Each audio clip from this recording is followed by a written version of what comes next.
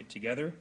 I'm happy to be here. I want to comment in the next 20 to 25 minutes on the relationship, or the perceived relationship, between Islam, secularism, and violence. And there's a popular view today in both the popular culture, supported by academics in the West, in the United States in particular, that the reason why we have a troubled relationship with the Islamic world is because Islam is allegedly, fundamentally, as a religious civilization, anti-modern. That it cannot secularize, it's fundamentally rooted structured in a particular way, unlike Christianity that knows no separation between religion and politics. And the reason why we have this problem with the Muslim world is because Islam is unable to accept Enlightenment values, and it is fundamentally for this reason, revolving around this question of secularism and secularity, that we are facing a clash of civilizations. You don't need to go very far to hear this perspective. Just recently, the New York Times reviewed a book, not once but twice in its pages, by UCLA historian Anthony Pagden, called Worlds at War, the 2,500-year struggle between the East and the West, where he effectively sort of made this argument. And in my remarks today, I want to sort of provide an alternative reading, sort of to poke some holes in that perspective, and to share with you a view of the question of secularism that is rarely heard, but I think needs to be appreciated as we try and understand this topic largely defined. And I want to provocatively suggest that Muslims actually have very good reasons to be skeptical of secularism, because their historical experience, particularly in the last 150 years, suggests that. Now, before I enter the topic, and before I sort of give the bulk of my presentation, I want to mention a couple of caveats. Number one, discussing this topic is very difficult, and it's inherently problematic, in large part because there is no clarity on what the concept of secularism actually means. It's a fundamentally contested category, and people use the term and they actually mean different things by it. The secularism suggests anti-clericalism, atheism, disestablishment, the complete separation of the manifestation of religion in the public sphere, or more narrowly, the secularism suggests simply the separation of the institutions of religion from those of the state. There's no clarity on what the concept actually means. And much more precisely, one reason why there's a lot of ambiguity and difficulty in discussing this topic of secularism is that secularism does not have one history. In fact, I'm willing to argue that it has multiple histories. Even within the Western tradition, there is more than one history of secularism. Secularism in Protestant countries is different. It manifested itself quite differently in Catholic-majority countries. There is a Marxist tradition of secularism that is Western. And then there's also a non-Western. The non-Western world has its own experience with secularism. India, for example, until relatively recently, was the one country that published the most extensive number of monographs, books, conferences on the question of secularism. There's a completely different tradition there. And also, in the Muslim world, there has been a different experience of secularism. Turkey has had its own unique experience of secularism. Iran, over the last 30 years, under the clerics, has had its own experience of secularism. Indonesia has had its own experience, etc. So there's multiple histories of secularism, but what I want to do here is sort of provide sort of a broad historical overview and focus on the Muslim experience of secularism in general terms, as a way of, deepening your grasp of this topic and fundamentally arguing that Muslims have, I think, good reasons to be skeptical of secularism.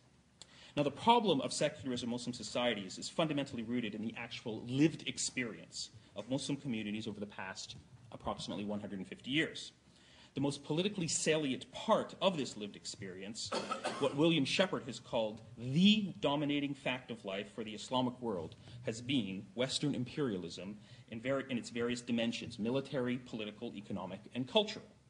The 2003 Anglo-American invasion of and occupation of Iraq and Afghanistan is just the latest chapter in a long series of interventions that have drastically shaped the political and moral context in which debates on modernization and secularism have taken place. As one recent scholarly study has noted, Muslim thinkers found it quite difficult to understand new ideas like secularism in isolation from Western colonial supremacy. Now, as we begin my investigation here into the topic of secularism and its discontents in Muslim societies, it should not be forgotten that in the West, the now relatively harmonious accommodation between religion, secularism, and liberal democracy was arrived at via an indigenous process of social transformation that took several centuries to work itself out, with still quite a bit of tension today. Sometimes this process was bloody, often it was violent. The important point to stress is that the process of negotiation and bargaining over the normative relationship between religion and politics was organic to Europe and North America.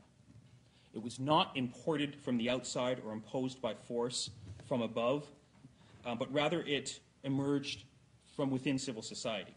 Any remaining tension between religion and government has now been largely institutionalized, and a broad consensus exists on the basic framework of how to resolve tensions. In Muslim societies, by contrast, broadly speaking, the political manifestation of secularism was initially imposed from the outside via Western hegemony in the form of colonialism and later imperialism, and then kept alive by local elites who lived their lives largely alienated from the sentiment of the masses. According to political scientist Vali Nas, the state was central to this development. In the Muslim Middle East and Asia, secularism was not a byproduct of socio-economic, technological, or cultural change. It was not associated with any internal dynamic.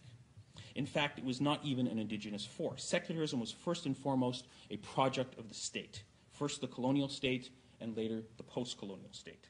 It was largely a Western import meant to support the state's long-term development aims. And as a result, from the outset, a religious, secular divide came to reflect the increasing contentious relations between state and society.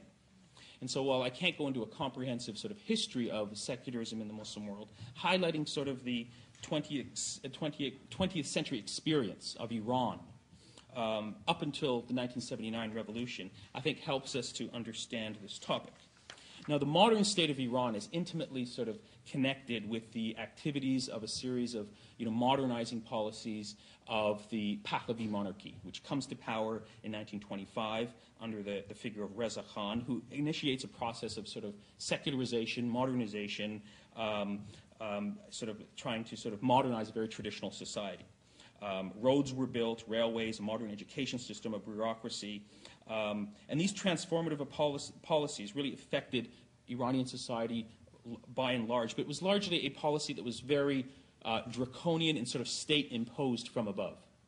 Now, Reza Khan is removed by the Allied powers who invade Iran in 1941, occupy it, and impose his 21-year-old son onto the throne, who continues these policies of modernization and secularization. There's a very famous 1953 coup d'etat, which overthrows the democratic movement that was in power at the time. Stephen Kinzer, by the way, has written a really wonderful book on this topic if you're interested. And when the pro-American Shahs returned to power in 1953, you have this process of authoritarianism and of secularization and of modernization continuing apace, very much imposed from above on a traditional society. Now, the pattern of state-society relations that unfolded in Iran in the post-1953 period was reproduced in rather similar manner in other Muslim societies in the post-World War II era. You have an autocratic modernizing state, often with critical external support, suffocating secular civil society, thus forcing oppositional activity into the mosque, which inadvertently over time gives rise to a political Islamist opposition. A set of top-down, forced modernization, secularization, and westernization policies by the state within a short period of time generates widespread social and psychological alienation and dislocation, rapid urbanization, changing cultural and socioeconomic relationships coupled with increasing corruption, economic mismanagement, rising poverty, and income inequality, over time gradually undermines the legitimacy of many post-colonial states across the Muslim world. These developments, I think, were reflected quite negatively on secularism as it was perceived, given that the ruling ideologies of many post-colonial states in the Muslim world were openly secular nationalist. The Shah of Iran is sort of one example. There's many others. Despotism, dictatorship, and human rights abuses for a generation of Muslims growing up in the post-colonial era thus came to be associated with secularism in terms of its perception. Muslim political activists who experienced oppression at the hands of a secular national government logically concluded that secularism was an ideology of oppression. This observation applies not only to Iran prior to the 79 revolution, but also to Tunisia, Algeria, Egypt, Syria, Iraq under Saddam Hussein, Yemen, and to a certain extent Turkey. Furthermore, as the sociologist Nilüfer Golay has astutely observed, contrary to the Western experience with secularism, in the Middle East, secularism has not been neutral and power-free. The authoritarianism of the colonial and post-colonial state, along with its secularizing policies, has made it an active and biased participant in the modern political history of the Muslim world. It has accumulated a track record, a list of failed policies, and also a list of